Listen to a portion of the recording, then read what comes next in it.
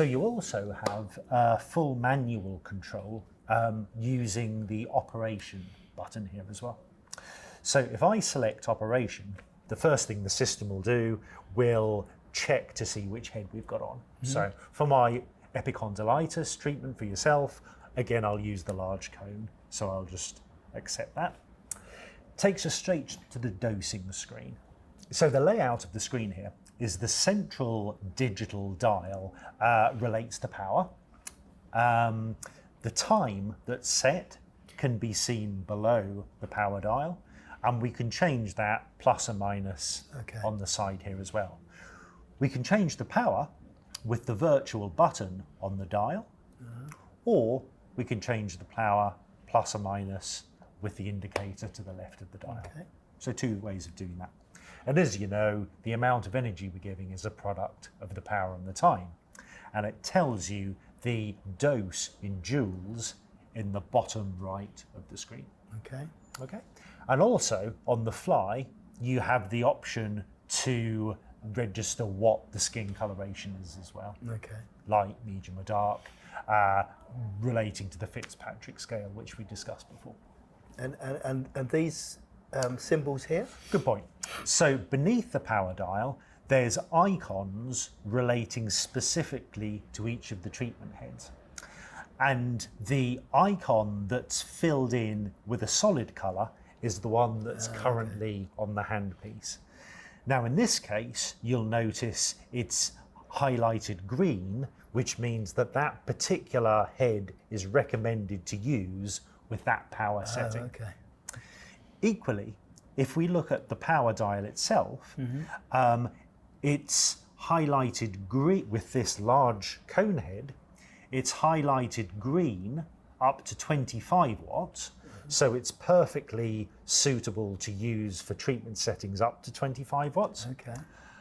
Above that, it's still possible to use it, but it suggests that the power setting that I'm choosing isn't optimal for that particular head. Hence, it gives that message, plus we get an amber coloration rather than the green coloration. And then that's where I would consider maybe moving to? Absolutely. So it's possible to do that, but probably the ideal head for these higher power settings would be the extra large cone, which gives double the surface area to treat focal spot size. And worst case scenario, Dorian, if I, busy and I sort of, picked up the wrong one, or my colleague had left the wrong one on, would it still work? Let's have a look at that. So if I choose a power setting, a high power setting, maybe 30 watts, for example, which is what I would probably use for a hamstring, perhaps. And let's choose a non-optimal head.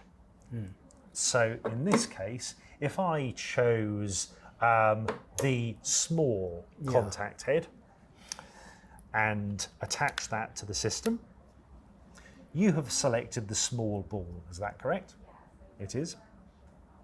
However, if you look above 15 watts, the system won't let me increase the power anymore. So the power setting you've chosen is not recommended. So it blocks you off from doing that. As we were mentioning in the previous video, this head is suitable up to 10 watts.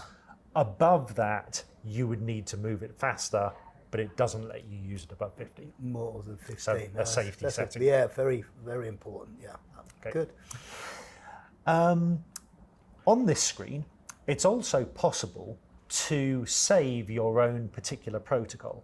So as we said, there's pre-built protocols with the system, but as users get more familiar and confident using the system, they often have their own specific dose or settings they like giving for a condition. And it's possible to save that and create your own preferential list. So for argument's sake, let's put our large cone head on, what I was going to use for your epicondylitis. You've selected the large cone, is that correct? Yes. Say my preferred epicondylitis setting is 10 watts for 4 minutes. So if I set the treatment, 10 watts for 4 minutes, I prep the laser as before. Now in this case, if we could just put our safety glasses on, Cliff, that's great. Now, if I give the treatment, so I press emission, for the sake of demonstration, we'll just pretend that we've completed the treatment. So the treatment's complete, and I'll take the system from ready back to standby. Now you'll notice on the screen now, it's highlighted in green, save to playbook. Okay. So if that's my particular favorite setting, I'll save to playbook, and then I can give it its own nickname. So for example, if I was to say it's Cliff's elbow. Perfect. Save. So, and the house and all of the screens in the top left takes you back to the home screen. So for your next appointment, if you come along for another epicondylitis treatment a couple of days later, I could simply go to instant replay, find your particular treatment, Brilliant. Yeah. and go repeat treatment, Yeah. and it immediately sets it up for you. Perfect. Yeah. So I noticed there's this button here that says perfect protocol. Could you explain that to me? Indeed. That would give the user full manual control of both the power, the time, and the fluence, the joules per square centimetre that we're giving. So if I specifically want to know my energy density, or record the energy density that I want to give, often I find researchers tend to find that very useful if they're doing a paper or working on some research. Yeah. So if I choose perfect protocol, I'm able to enter the surface area that I'm treating. I can enter the power, the number of watts that I want to set. And I can also enter the fluence, the joules per square centimetre that I want to use, and the system will automatically calculate the settings for me. So for example, I was treating your arthritic elbow. So the surface area I would estimate of your elbow would be about 300 square centimetres. I mean, I don't know about you, but I tend to use the palm of my hand as being 100 centimetres squared, and the small fist bit at the end being 50 centimetres squared. So is that something that you Perfect. would? Yeah. Okay. I think a palm of a hand is an excellent guide for 100 square centimetres. Yeah. Another one I tend to use is a CD. That's 100 centimetres as well. Yeah. So the area in this case, if I type in 300 square centimetres, I'm going to use 10 watts, for example, would be a common power. And for an arthritic condition, a typical fluence would be in the range of 10 to 15 joules per square centimetre. 12 joules per centimetre squared, yeah. So in that case, if we select our target energy density of 12 joules per square centimetre, and again, I have the option of selecting the appropriate skin coloration and press calculate. The system automatically works that out for me. So it sets our dose at 10 watts, 6 minutes will give us 3,600 joules, which is, we'll find is 12 joules per square centimetre. So I can replicate some research findings. Okay, that's exactly the use for that. And can I save that protocol as I did? Indeed. Okay. When you've done the treatment, you can then save the playbook and name it a nickname that makes sense to you. Perfect. Yeah. Good for replication. Indeed. Absolutely. Other features that are worth mentioning in the software here, the Influence software. Again, if I go to the home screen, there's a section resources. So if I select this, We have a digitized version of the user manual, which it obviously comes in harder copy as well. But what I find particularly useful is the 3D anatomy tool. So this can be particularly helpful if you're trying to explain the pathology of a particular condition to a patient.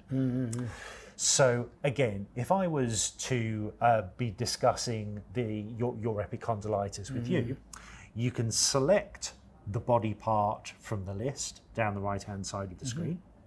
So if I select elbow, the user then has the choice of either leaving on the muscles or removing the muscles. So we can just see the skeletal anatomy and nerve roots.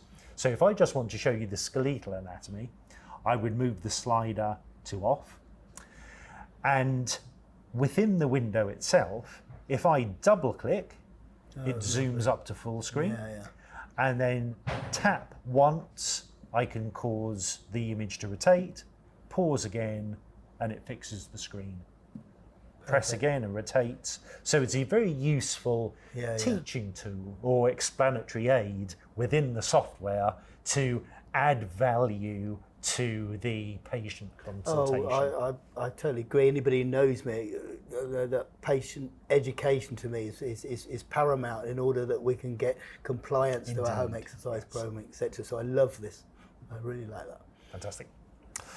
And again, home screen will take us back to our starting position. Okay. So on resources there, I also noticed there was a video icon. Yeah, there is indeed. So under resources, under the video icon button, we have the option to play a laser therapy animation, which often clinicians do to a patient when they're setting up the unit, because it gives them a high-level overview of how the system works and helps with their compliance and understanding of the treatment. Laser therapy uses a process called photobiomodulation to change the condition of damaged tissue by stimulating cellular metabolism, thereby accelerating the healing process. A large convex treatment head can be used to compress superficial tissues, displacing excess fluid and enhancing laser penetration to deep structures. As light pours in... No, I really like that, because as I say, that patient education is really important to me, and it's one of those modalities. Yes, you can feel a bit of warmth, but the patient can't feel anything. So having an understanding of what's going on at a molecular and cellular level, I think is really important. So that's I like that. I'd agree with you. Yeah, definitely.